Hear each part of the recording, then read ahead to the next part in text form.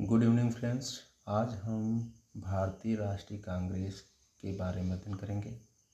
इसकी स्थापना 28 दिसंबर 1885 ईस्वी को हुआ था। इसके संस्थापक A.O. ह्यूम थे, जो स्कॉटलैंड के रहने वाले स्कॉटलैंड के एक अधिकारी थे, एक निवासी थे। इसकी स्थापना मुंबई में हुआ था। गोकुल दास तेजपाल संस्कृत विश्वविद्यालय में हुआ था। नामकरण दादा भाई नौरोजी थे। पूर्ण नाम भारतीय राष्ट्रीय संघ था। पहले इसका भारतीय राष्ट्रीय कांग्रेस का नाम पहले भारतीय राष्ट्रीय संघ था। A.O. ह्यूम 1884 ईस्वी में भारतीय राष्ट्रीय संघ की स्थापना किए थे। फिर दादा भाई नौरोजी ने बाद में इसका भारतीय राष्ट्रीय कांग्रेस नाम रखा। और उस समय वायसराय कौन थे? लॉर्ड डफरिन थे। 1884 से 88 के बीच में थे। अधिवेशन, स्थान, अध्यक्ष और विशेषताएं। कौन सा अधिवेशन कब हुआ था, कहाँ हुआ था, उसके अध्यक्ष कौन थे, उसकी विशेषता क्या है, इसमें पूरा जानकारी दी जाएगी। 1885 ईस्वी में बम्बई में अधिवेशन हुआ था। इसके अध्यक्ष W.C. बनर्जी थे, जिसे हम व्योमेश चंद्र बनर्जी भी कह सकते हैं। और उस समय 72 प्रतिनिधि थे। और उसी समय प्रथम महासचिव कौन थे? A.O. ह्यूम, जो संस्थापक भी थे। A.O. ह्यूम भारतीय राष्ट्रीय कांग्रेस के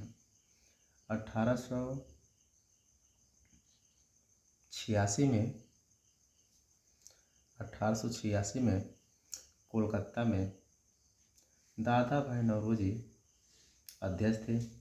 और यह 3 बार अपनी अध्यक्षता किए थे। 1886, 1893, 1906 में भारतीय राष्ट्रीय कांग्रेस के। और 1887 में मद्रास में स्थापना हुआ था। किसका? भारतीय राष्ट्रीय कांग्रेस का। कौन किए थे उस समय अध्यक्ष? बदरुद्दीन तैयब जी थे। ये प्रथम मुस्लिम अध्यक्ष थे। इनसे कितनी बार प्रश्न पूछा गया है पता नहीं है। 1887 के अधिवेशन मद्रास में हुआ था। उसके अध्यक्ष बदरुद्दीन तैयब जी और प्रथम मुस्लिम अध्यक्ष। और 1888 ईस्वी में इलाहाबाद में अधिवेशन हुआ था। और उस समय अध्यक्ष जॉर्ज यूले थे, जो प्रथम अंग्रेज थे, गैर भारतीय जिसे कह सकते हैं। 1896 से लगाए 1896 में 18 और 1911 यह दोनों अधिवेशन कोलकाता में हुआ है। और 1896 कोलकाता अधिवेशन में की अध्यक्षता कौन किया था? रहमतुल्लाह सयानी थे इस समय अध्यक्ष। और उन्होंने पहली बार वंदे मातरम गीत गाया था। और 1911 में बिशन नारायण धर की अध्यक्षता में जन गण मन गाया गया प्रथम बार भारत में।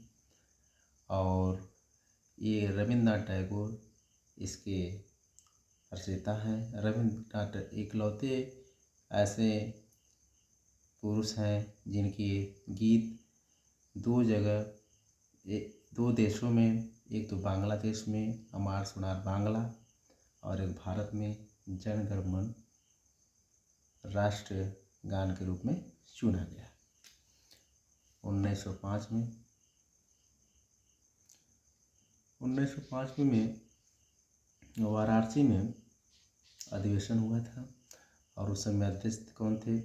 गोपाल कृष्ण गोखले, जो महात्मा गांधी के राजनीतिक गुरु कहे जाते हैं थे।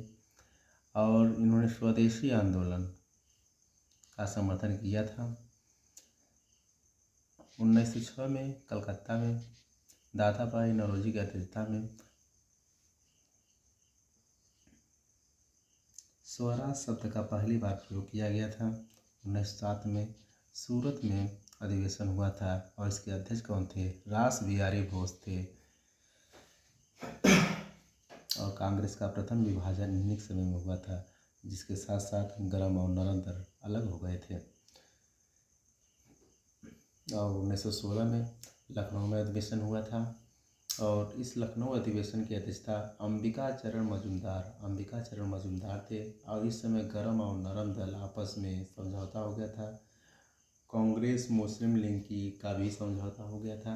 1917 में कलकत्ता में अधिवेशन हुआ था। उसके अध्यक्ष एनी बेसेंट थी, जिसे एक प्रथम महिला अध्यक्ष थी। अगर पूछा जाए कि भारतीय राष्ट्रीय कांग्रेस की प्रथम महिला अध्यक्ष कौन है, एनी बेसेंट है। ये आयरलैंड की रहने वाली हैं। इन्होंने मुस्लिम लीग की स्थापना भी किया था बाल गंगाधर तिलक के साथ मिलकर, और ये प्रथम महिला अध्यक्ष भी हैं। 1920 में 2 अधिवेशन हुआ था। एक विशेष अधिवेशन जो साल से पहले बुला लिया गया था, कलकत्ता में जो हुआ था। इसके अध्यक्ष लाला लाजपत राय थे। इसमें असहयोग आंदोलन को पारित किया गया था।